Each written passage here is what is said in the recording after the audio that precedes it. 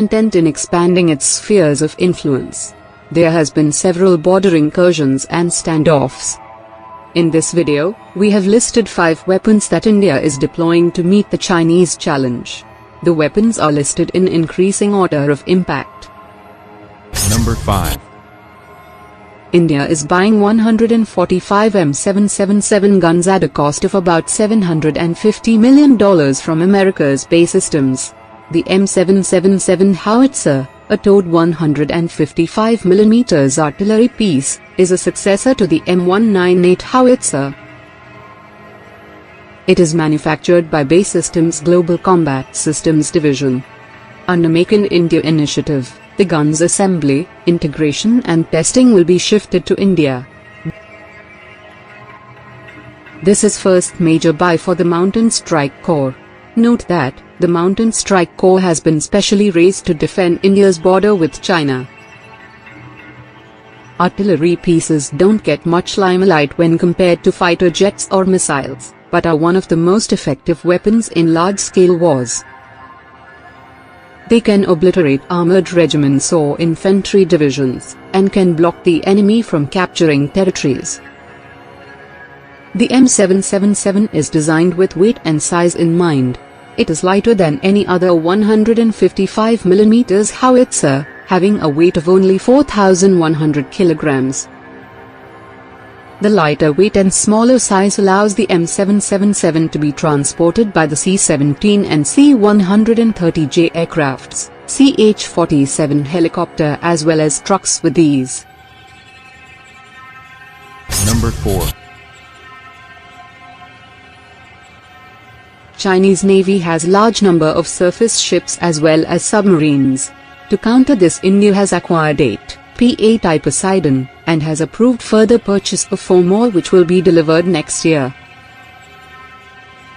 P-8I is a customized export variant of the P-8A for the Indian Navy. The P-8 Poseidon is developed for the United States Navy by Boeing. It conducts anti-submarine warfare, anti-surface warfare, and shipping interdiction, along with an electronic signals intelligence (ELINT) role. It is equipped with Raytheon APY-10 multi-mission surface search radar, and many other sensors to detect surface and underwater vessels. It carries torpedoes, depth charges, SLAMER missiles, Harpoon anti-ship missiles, and other weapons for offensive intervention. Having a combat radius of 2,222 kilometers, it is ideal for patrolling the vast Indian Ocean region, and neutralizing enemy vessels. Number 3.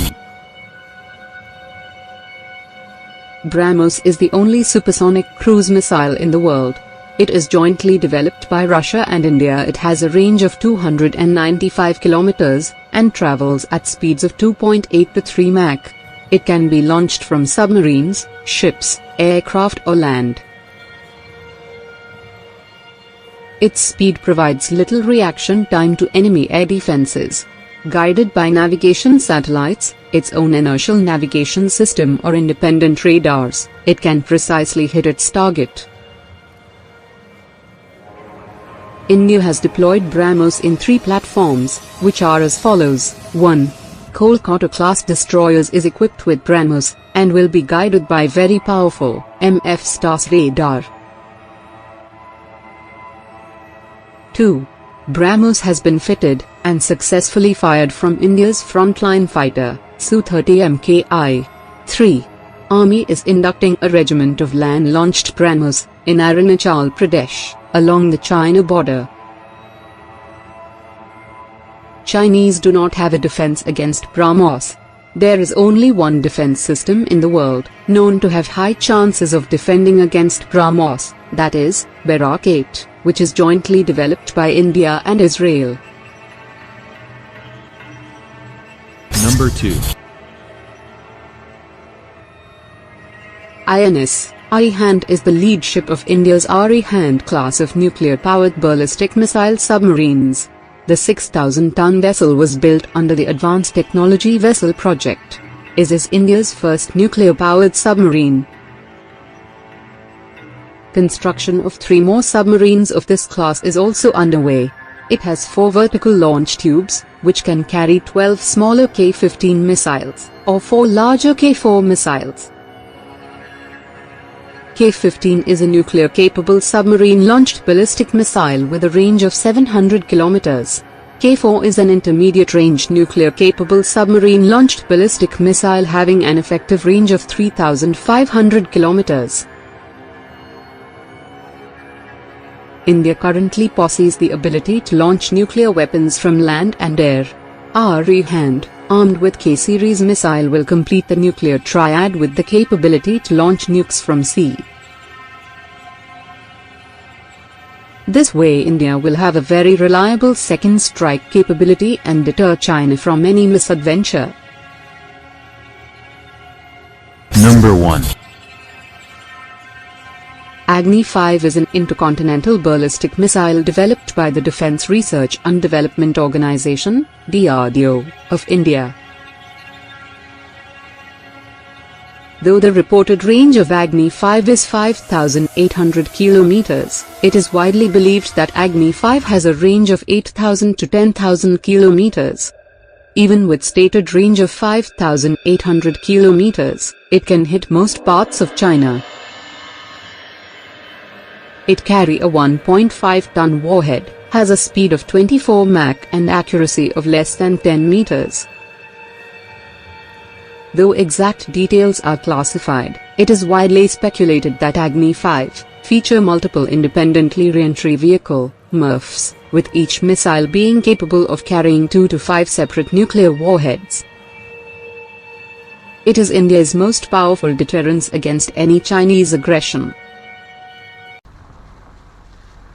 Above the clouds, high in the Himalayas, the old Silk Road climbs through 14,000 feet to the Natula Pass, where 2 immense nations meet. It's here that India comes face to face with China. 40 years ago, they fought a fierce frontier war. Now, finally, the border is reopening for trade. Symbol of epic change in both countries as they dash for growth and new riches. India and China together will shape much of this century for all of us. But who will be the winners and losers as they race each other to the top of the world? I'm setting off on a journey through China and India to watch the race unfold. First Shanghai, and the Chinese sprint from the very start. Welcome to take our Metro train. The airport train pushes through 430 kilometers per hour, 270 miles per hour, for a mere 8-minute journey. Impressive, undoubtedly. Vitally needed, hardly. But this train is a political statement. Be amazed, be very amazed by China's rise. Once China decided it wanted the fastest train in the world, there didn't need to be any public discussion. This isn't a democracy. In a one-party state, what the government wants, the government gets. The train seems to shout to the world, "We're overtaking you all." Arriving in India is a very different story. This doesn't immediately look like a country on a dash for growth. A taxi in Mumbai, the country's commercial capital, gives me far too much time for a close-up view of slums and jams. Most of India's roads are hopelessly inadequate, part of a lousy infrastructure. But what's holding India back? Partly it's the need to persuade people in overcrowded areas like this to move out of the path of modernisation. They can't be forced out of the way. It's called democracy. But how does it look to those creating the new wealth? Hi. Nice to meet you. Good What do you think to- would suit me? I can do all kinds of shoes. I like these ones. These Yeah. are really smart. In Shanghai, Billy Wang's handmade shoes tell a powerful tale. Billy took me to his small factory, a tiny but thriving part of China's manufacturing boom. His workers copy from photos their customers' favourite shoes. It's all imitation, not innovation. The business is expanding very fast, like all Chinese manufacturing. And Mr. Wang certainly doesn't question China's system, which helps make him rich. I'm just a shoemaker. I just worry about my shoes. Nothing else matters to me. I just want to make good shoes. How much does your business and your future success depend on China's government? According to the Chinese way of thinking, the political system is decisive. Everything else comes second to this. And that's the message Big Picture China tells you too. In the new Shanghai, with its soaring temples of capitalism, the fast track to wealth has been produced by a rigid political system, communist in name only now. Shanghai's international port is part of national success built on an unwritten deal. Business stays out of politics, especially when the political system delivers so much. The port director told me he's immensely proud of what's been achieved. This area is for refrigerated containers. Over there, those are for hazardous materials. Most of these are for normal dry goods. This whole port was built in 1990. Every year, we're growing by 25%.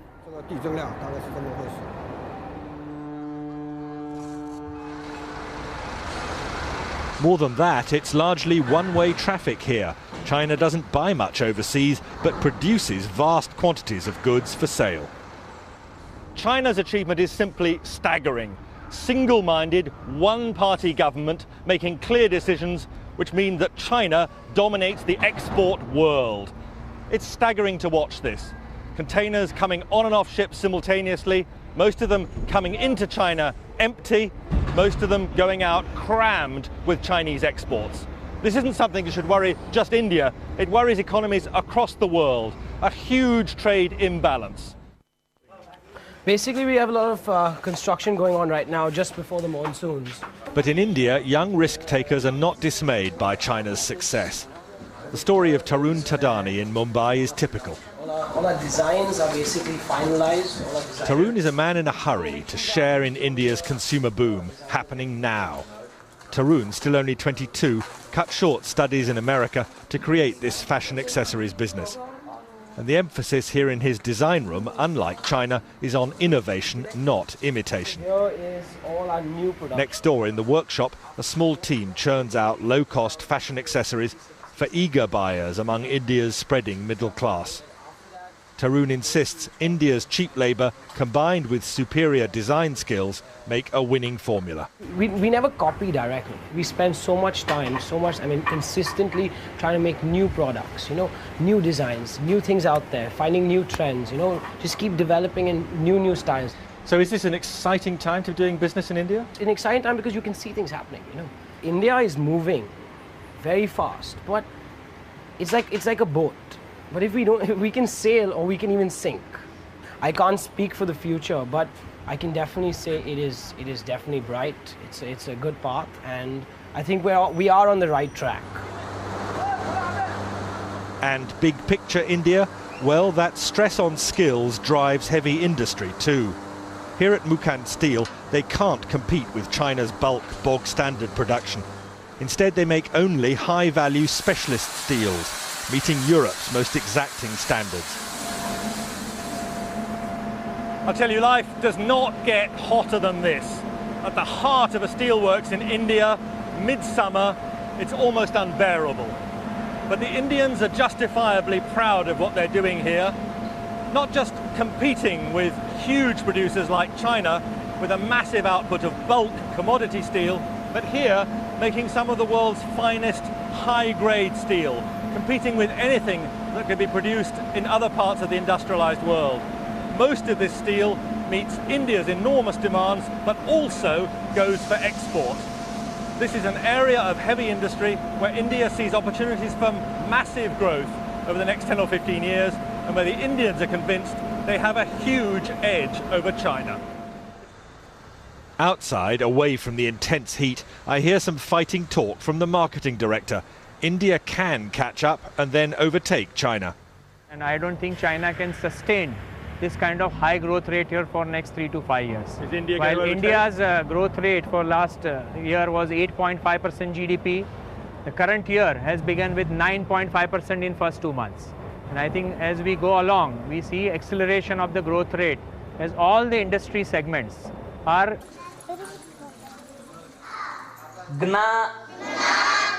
And fighting poverty means giving children skills which could lift them to jobs inside India's urban-led boom. An escape route from very low wages working the land. What would you spend it on? As it is, the headmaster sometimes despairs at the risk of perpetual poverty here. Resources, because uneducated parents, they are not sending their children properly to the school. Absentees, their children absentees, they are at least continuously nearly 10 to 15 days they are absenting. By that way, will not understand lessons properly. But if they get better educated, will that give them a different chance in life than their parents? I mean, is the future for them better? Definitely, sir. Definitely. Now look at this. Still India, but the contrast could hardly be more extreme. This is the breath-catching campus in Bangalore of Infosys, India's own homegrown software giant, and a major contributor to India's explosive growth. We have a faculty of 180 people who are faculties in computer science. This is possibly the largest computer science faculty anywhere in the world. Mahandas Pai, Infosys director, is showing me a vision of India's future. And the biggest emphasis of all here, no question, it's on teaching. Taking the highest achievers among India's college leavers to even greater heights. They see no limits to the country's future or their own. I want to leave a mark. I'm looking at making a difference somewhere down the line. It's not like everything is already done. So there's so much that's yet to be discovered, there's yet to be tapped. So that way, there's a lot of scope to make a difference. Is this an... Number 5. Since 1970s, lot of progress have been made in SAM, surface-to-air missile, technology. SAMs play a very important role of anti-area/access denial. Any area defended by a modern SAM, like S-400, is very hard to penetrate, even by the most technologically advanced aircrafts. These systems are also economically more viable, as a missile costing $0.2 to $0.8 million can take out a $30 to $50 million plane. To defeat these systems, a new category of air-to-land missile have been developed. They are designated as anti-radiation missile, ARM. They are commonly carried by special aircrafts in seed role. Currently only a handful of countries, like the US, Germany, Russia and Brazil have built this kind of missile. Number 4. All SAM need radars for targeting. ARM are designed to pick up signals or radiations from radars and communication facilities, and then target them, leading to their eventual destruction. The primary purpose of this type of missile is to degrade adversaries' air defenses in the first period of a conflict, in order to increase the chances of survival for the following waves of strike aircraft. They can also be used to quickly shut down unexpected surface-to-air missile sites during an air raid. Number 3. The Defense Research and Development Organization, DRDO, is working on anti-radiation missile, and is named as New Generation Anti-Radiation Missile, NGARM. It is expected that the maiden flight test will be held by the end of 2016. The Indian Air Force would be inducting this missile within 2 years, following the completion of all the developmental trails. The missile is of indigenous development, including its seeker. This seeker is placed in the front end of the missile, and picks up various radio frequencies. Number 2. The missile is a single-stage, solid-fueled system, and will be using dual-pulse propulsion system instead of thrust propulsion. This is the first time DRDO is using a dual-pulse propulsion system.